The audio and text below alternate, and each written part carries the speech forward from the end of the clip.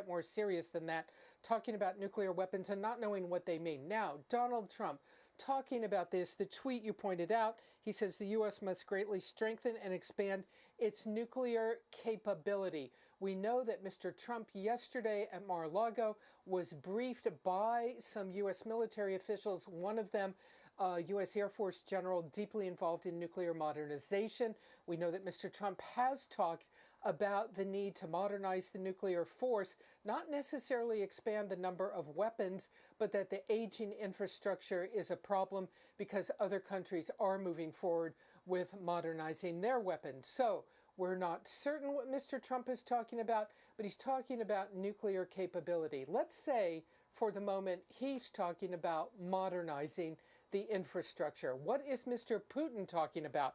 Well, Vladimir Putin has just also said, talking about Russia, we need to strengthen the military potential. He's not talking capability, potential of strategic nuclear forces, especially with missile complexes that can reliably penetrate any existing and prospective missile defense system. Those last three words, missile defense system.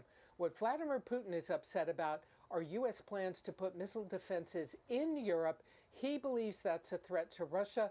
The U.S. has long said it's to defend against Iranian missiles.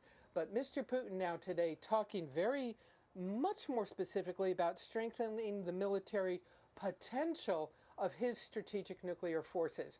Right now, the number of nuclear warheads are, of course, limited by treaties.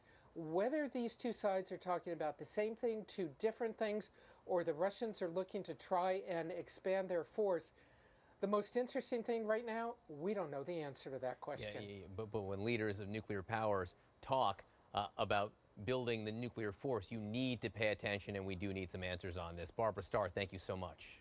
Sure. All right, the current president of the United States, President Obama, unfiltered in a series of interviews with The Atlantic. The president is getting pretty candid about his legacy and is now saying that he thinks the conservative media has vilified him. He says, quote, "You understand that if people are angry that somehow the government is failing, then they are going to look to the guy who represents government."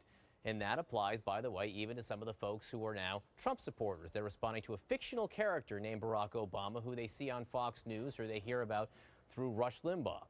Let's discuss with CNN senior media correspondent and host of Reliable Sources, Brian Stelter. Also with us, CNN political contributor, the former mayor of Philadelphia, Michael Nutter. Gentlemen, thanks so much for being with us. You don't get the sense, Brian, that President Obama is going to watch much Fox News in retirement. No, far from it. You know, the president took side swipes at Fox over the years, but now he's swiping much more directly, commenting much more directly on what he thinks Fox did to his presidency. You know, we knew back in 2009 Fox News was an opposition network to Obama. Rush Limbaugh, conservative talk radio as well. I would flip it around and say, did the president do enough to try to persuade those viewers, those voters? Did he do enough to try to reach out to conservative media listeners? Or did he treat it as a lost cause? I think candidly some of his aides now look back and say maybe there was more they could have done. On the other hand, as Obama has said repeatedly, if you watched Fox, you probably weren't going to vote for him. There was a relentless message against this president, and it did have an impact, and he's talking about that very bluntly now. Well, Mayor, I mean, to that point, I mean, the president has been very critical of the conservative media for some time, but does that ignore the possibility that people go to those areas because they feel a certain way, not that they feel a certain way because they're told to think that by watching it? Yeah, John, I mean, and I appreciate Brian's point as well, but look, let's be honest, a lot of this die was cast pretty early on in President Barack Obama's tenure. Let's not forget, when he came in, when he took the oath of office in January of 2009, we were losing 800,000 jobs a month. The president embarked on the economic recovery plan, over $800 billion to deal with the Great Recession before it became the second Great Depression. What happened? Not one House Republican voted for that plan, and only 3 Republican senators. So after all the hoopla of the election and supposedly, quote-unquote, post-racial relations in the United States, we see a complete rejection of President Obama's efforts to pull the country back from the brink of collapse. And then you go from there. So you govern in the moment. And I hear, you know, the talk about, well, we maybe could have done this or should have done that. That's all reflection to the past, but you're fighting these fights and engaged in these battles in real time. No, it's true. And particularly during that transition 8 years ago, there was no time. Decisions had to be made immediately to save the economy, as you say. I mean, Mr. Mayor, can I read you? Can I read you house something is now? burning down. I mean, you're not making remodeling plans, you know?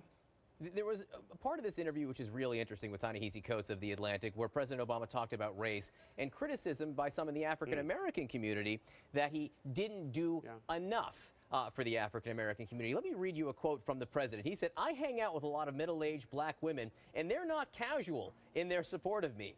There's a lot of love forthcoming, partly because they understand the constraints of the society. They know that this is hard. They also, I think, see me and Michelle trying. You know, they're pretty sophisticated. They understand that I'm trying to move an aircraft carrier here. I'm not just steering the speedboat." There's a lot in that, not just saying, by the way, that, you know, middle-aged African-American women love me, but there's some significance there in what he just said. Right. Well, many of us, and obviously I'm out of office now, but when I was in office, whether as a city council member and certainly 8 years as mayor, many African-American elected officials do feel and get a higher level of expectation, which is fine, and we have much more work to do. But, I mean, President Barack Obama, the first African-American president of the United States of America, 200 plus years, he is really good, he is really smart, but many of these issues and challenges, especially facing the African-American community, have been built up, not just in modern times, but, I mean, if you want to have a longer conversation, we can go way, way back. And to suddenly expect that he is going to snap his finger, move a pen or wand, and instantly fix many of the challenges facing the African-American community and communities of color is just unrealistic. But let's talk about the 7 million African-Americans who do now have health care, and the many who did not lose their jobs during the course of the recession, or now, with the 15 million new jobs created, are actually in the workforce. So the president did a lot, but he can't do it by himself. He's president, he's not the monarch. Right. Mr. Mayor, Brian Stelter, thanks so much for being with us. I really appreciate it. Thank you for joining me at these hours. Brianna Keeler starts right now.